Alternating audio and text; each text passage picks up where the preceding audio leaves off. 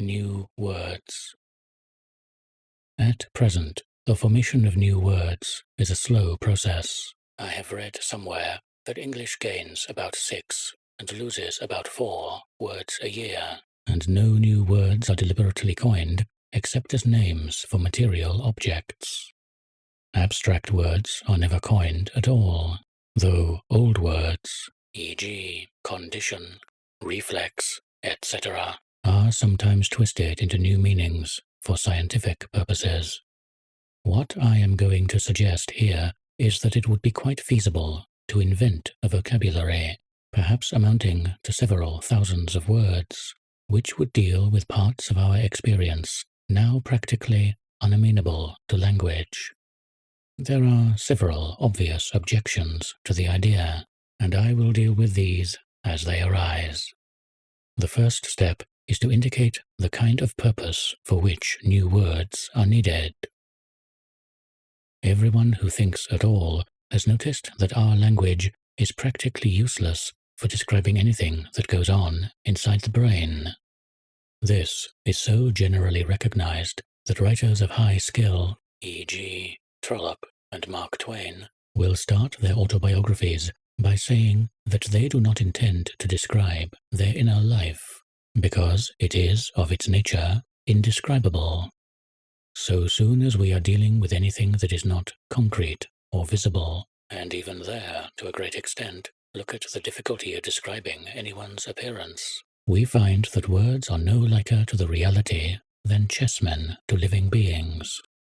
To take an obvious case, which will not raise side issues, consider a dream. How do you describe a dream? Clearly, you never describe it, because no words that convey the atmosphere of dreams exist in our language. Of course, you can give a crude approximation of some of the major facts in a dream. You can say, I dreamed that I was walking down Regent Street with a porcupine wearing a bowler hat, etc. But this is no real description of the dream. And even if a psychologist interprets your dream in terms of symbols, he is still largely going by guesswork. For the real quality of the dream, the quality that gave the porcupine its sole significance, is outside the world of words. In fact, describing a dream is like translating a poem into the language of one of Bones' cribs. It is a paraphrase which is meaningless unless one knows the original. I chose dreams as an instance that would not be disputed, but if it were only dreams that were indescribable, the matter might not be worth bothering about. But, as has been pointed out over and over again, the waking mind is not so different from the dreaming mind as it appears, or as we like to pretend that it appears. It is true that most of our waking thoughts are reasonable. That is, there exists in our minds a kind of chessboard upon which thoughts move logically and verbally. We use this part of our minds for any straightforward intellectual problem, and we get into the habit of thinking, i.e., thinking in our chessboard moments, that it is the whole of the mind. But obviously, it is not the whole. The disordered, unverbal world belonging to dreams is never quite absent from our minds, and if any calculation were possible, I dare say it would be found that quite half the volume of our waking thoughts were of this order. Certainly, the dream thoughts take a hand even when we are trying to think verbally. They influence the verbal thoughts, and it is largely they that make our inner life valuable. Examine your thoughts at any casual moment.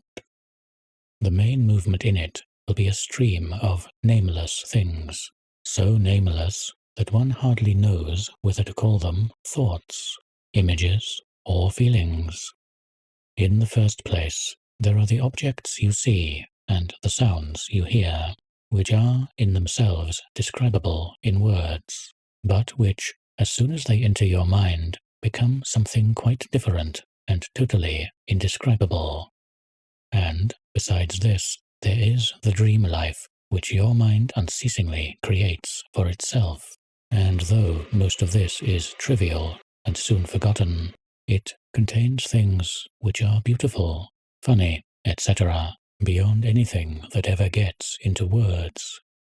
In a way, this unverbal part of your mind is even the most important part, for it is the source of nearly all motives, all likes and dislikes, all aesthetic feelings, all notions of right and wrong. Aesthetic and moral considerations are, in any case, inextricable, spring from feelings which are generally admitted to be subtler than words. When you are asked, why do you do, or not do, so and so, you are invariably aware that your real reason will not go into words, even when you have no wish to conceal it. Consequently, you rationalize your conduct, more or less dishonestly. I don't know whether everyone would admit this, and it is a fact that some people seem unaware of being influenced by their inner life, or even of having any inner life. I notice that many people never laugh when they are alone, and I suppose that if a man does not laugh when he is alone, his inner life must be relatively barren. Still, every individual man has an inner life, and is aware of the practical impossibility of understanding others or being understood. In general, of the star-like isolation in which human beings live. Nearly all literature is an attempt to escape from this isolation by roundabout means. The direct means, words in their primary meanings, being almost useless.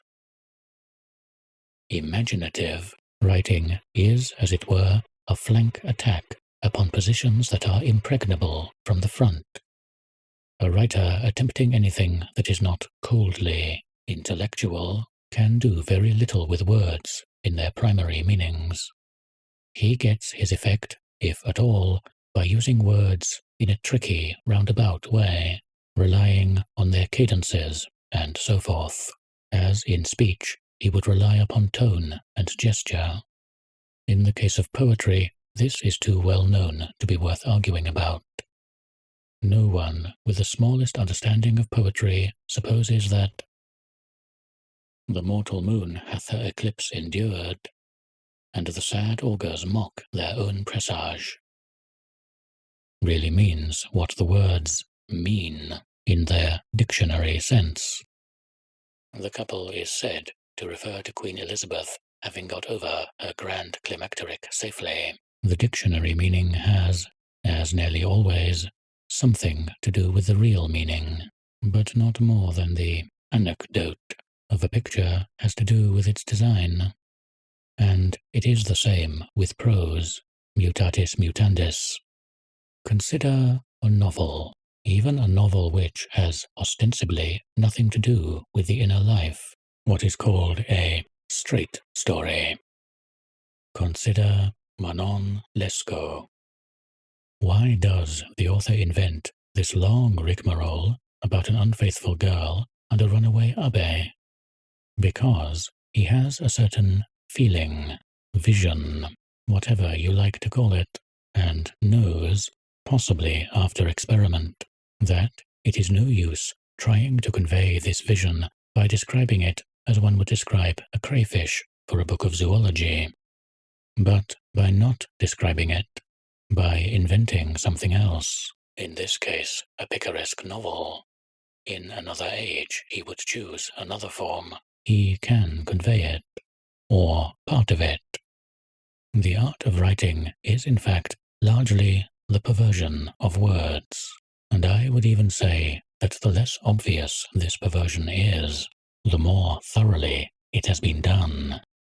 For a writer who seems to twist words out of their meanings, e.g. Gerard Manley Hopkins, is really, if one looks closely, making a desperate attempt to use them straightforwardly, whereas A writer who seems to have no tricks whatever, for instance the old ballad writers, is making an especially subtle flank attack, though, in the case of the ballad writers, this is no doubt unconscious.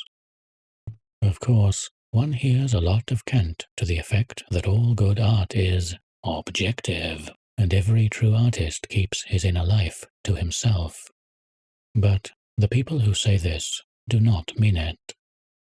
All they mean is that they want the inner life to be expressed by an exceptionally roundabout method, as in the ballad or the straight story. The weakness of the roundabout method, apart from its difficulty, is that it usually fails.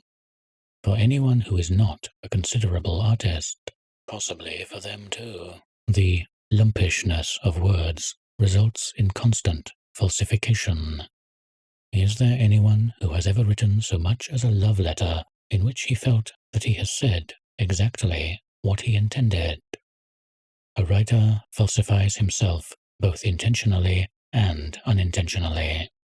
Intentionally, because the accidental qualities of words constantly tempt and frighten him away from his true meaning. He gets an idea, begins trying to express it, and then, in the frightful mess of words that generally results, a pattern begins to form itself more or less accidentally. It is not by any means the pattern he wants, but it is, at any rate, not vulgar or disagreeable. It is good art. He takes it, because good art is a more or less mysterious gift from heaven, and it seems a pity to waste it when it presents itself. Is not anyone with a degree of mental honesty conscious of telling lies all day long, both in talking and writing, simply because lies will fall into artistic shape when truth will not?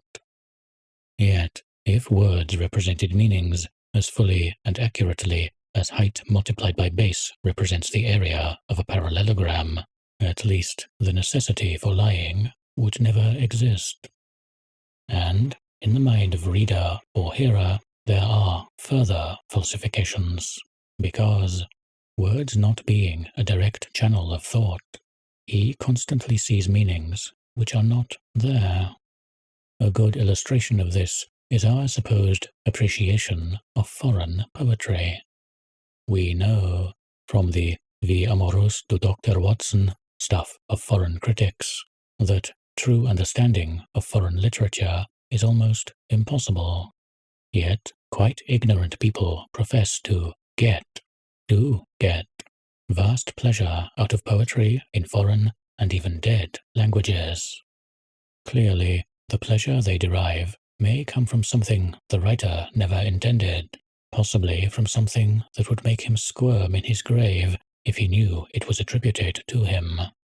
I say to myself, Vixi puellis nuper idoneus, and I repeat this over and over for 5 minutes for the beauty of the word idoneus.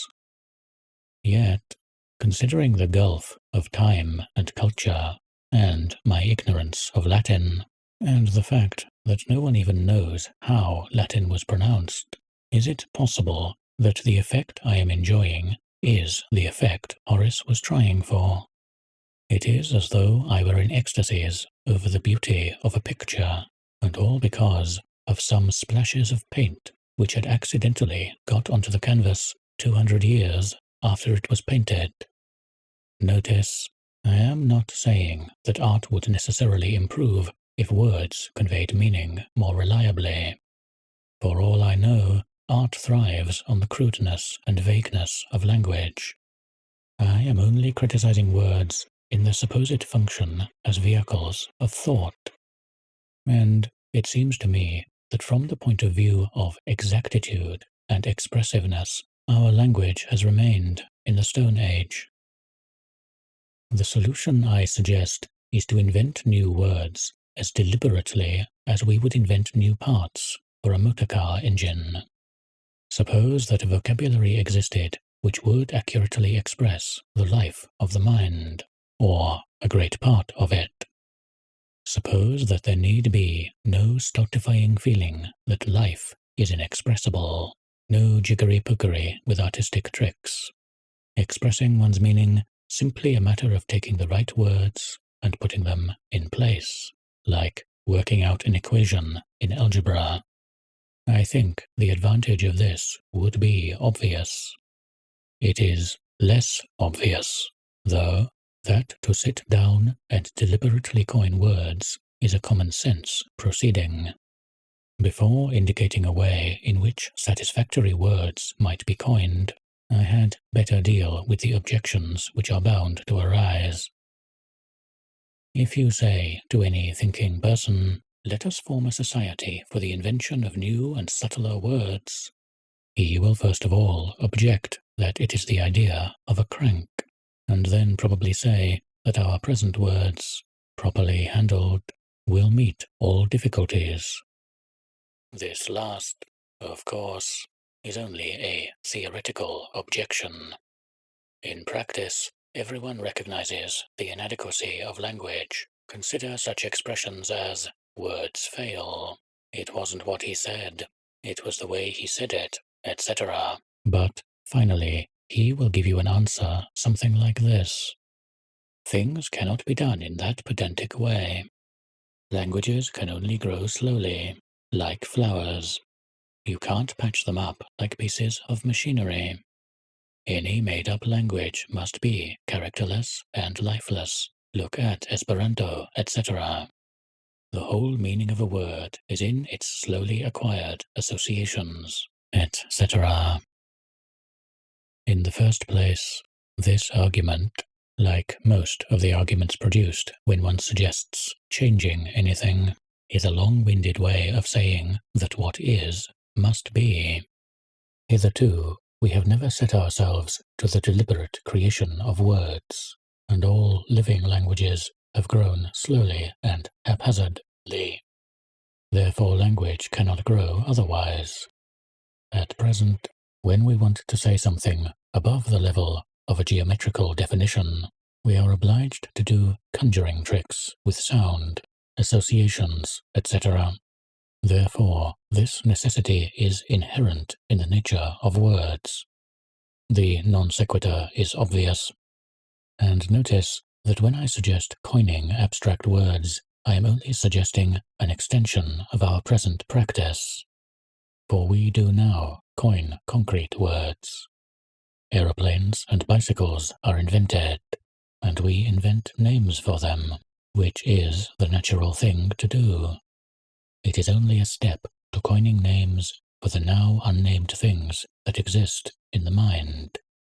You say to me, "Why do you dislike Mr. Smith?" And I say, "Because he is a liar, coward, etc." And I am almost certainly giving the wrong reason. In my own mind, the answer runs, "Because he is a kind of man." Standing for something which I understand, and you would understand if I could tell it to you. Why not find a name for The only difficulty is to agree about what we are naming.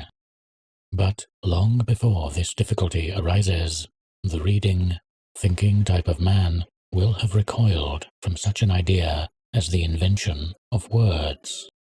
He will produce arguments like the one I indicated above, or others of a more or less sneering, question-begging kind. In reality, all these arguments are humbug. The recoil comes from a deep, unreasoned instinct, superstitious in origin.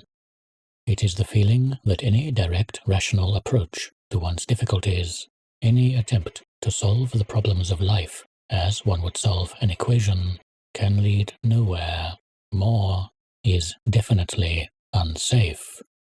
One can see this idea expressed everywhere in a roundabout way.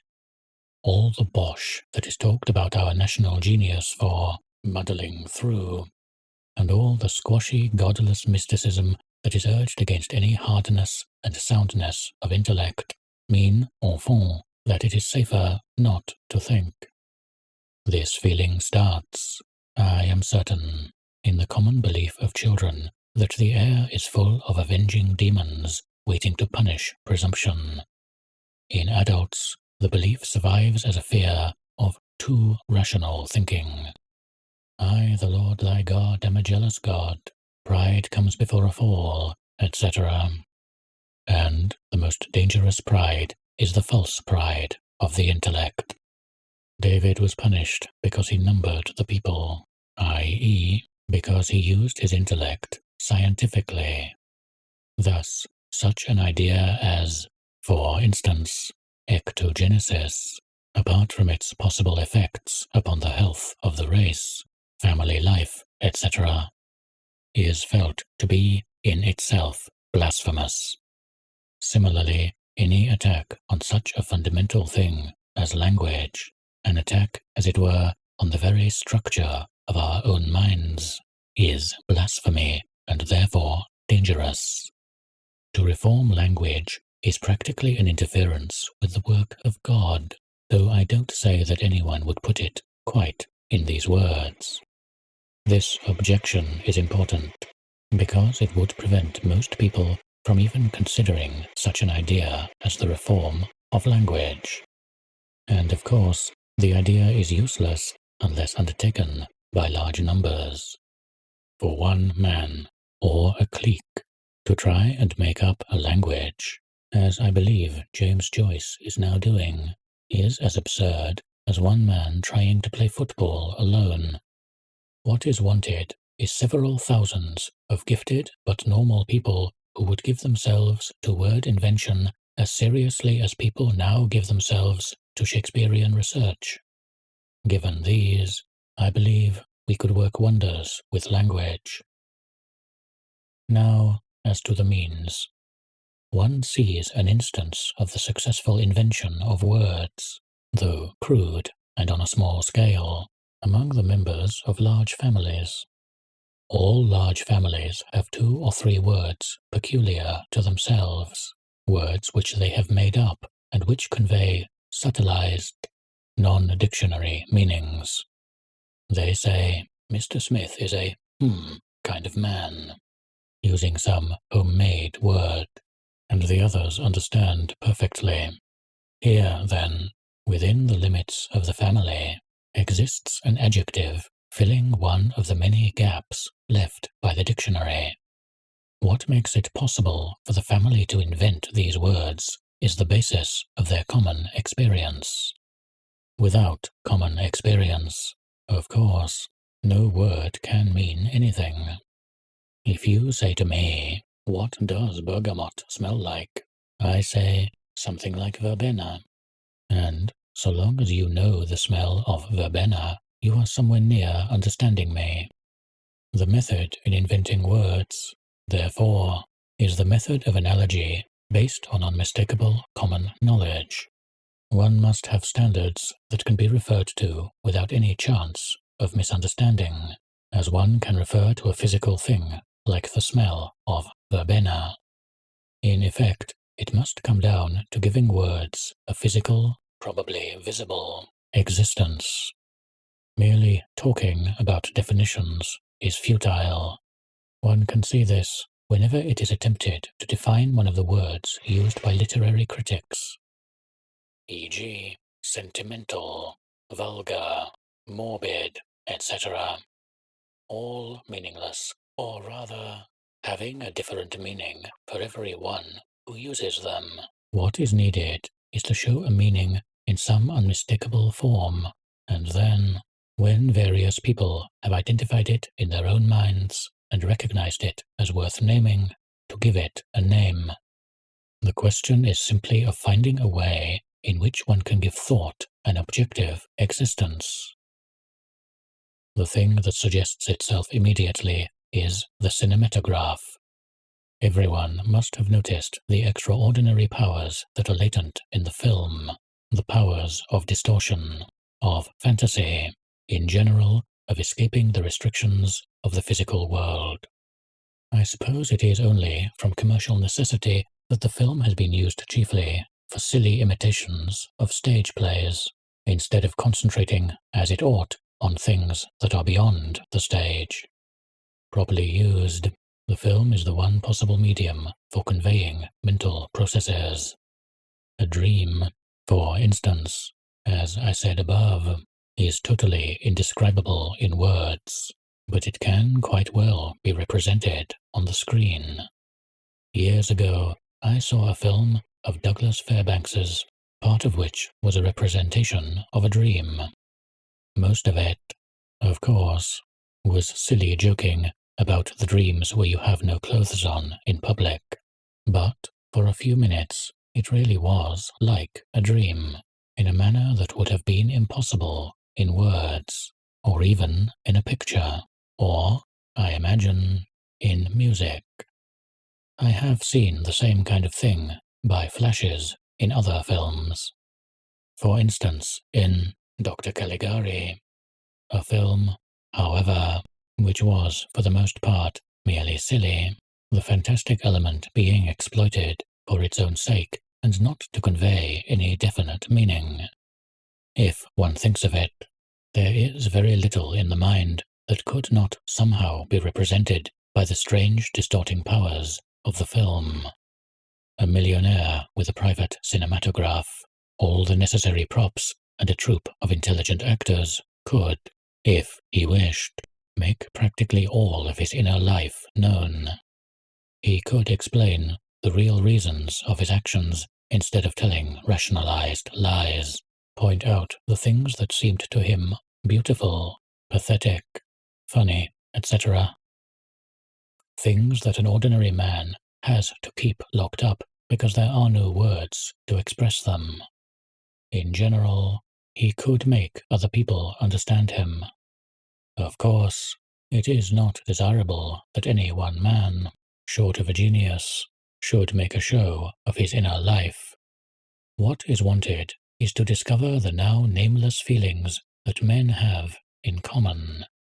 All the powerful motives which will not go into words, and which are a cause of constant lying and misunderstanding, could be tracked down, given visible form, agreed upon, and named.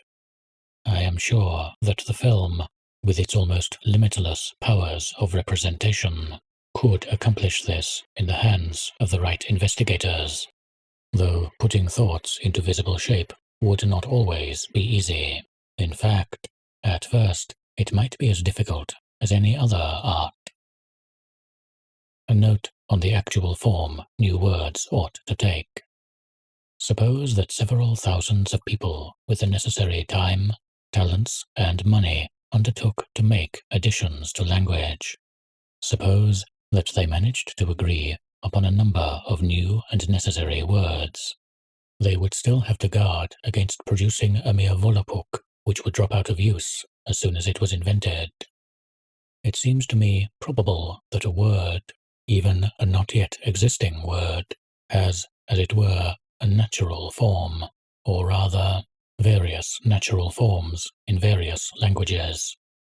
If a language were truly expressive, there would be no need to play upon the sounds of words, as we do now. But I suppose there must always be some correlation between the sound of a word and its meaning. An accepted, I believe, and plausible theory of the origin of language is this. Primitive man, before he had words, would naturally rely upon gesture, and like any other animal, he would cry out at the moment of gesticulating, in order to attract attention. Now one instinctively makes the gesture that is appropriate to one's meaning, and all parts of the body follow suit, including the tongue. Hence certain tongue movements, i.e., certain sounds, would come to be associated with certain meanings. In poetry, one can point to words which, apart from their direct meanings, regularly convey certain ideas by their sound. Thus, deeper than did ever plummet sound, Shakespeare, more than once, I think, past the plunge of plummet. A. E. Housman. The unplumbed salt, estranging sea, Matthew Arnold, etc. Clearly, apart from direct meanings, the sound plum or plun has something to do with bottomless oceans. Therefore, in forming new words, one would have to pay attention to appropriateness of sound as well as exactitude of meaning. It would not do, as at present, to clip a new word of any real novelty by making it out of old ones, but it also would not do to make it out of a mere arbitrary collection of letters.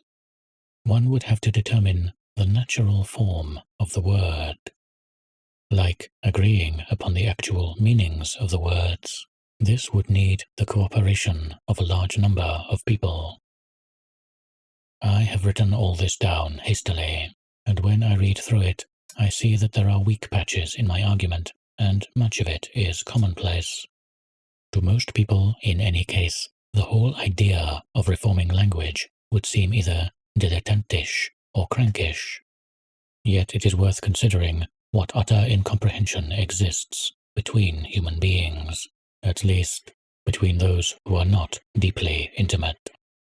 At present, as Samuel Butler said, the best art, i.e., the most perfect thought transference, must be lived from one person to another. It need not be so if our language were more adequate.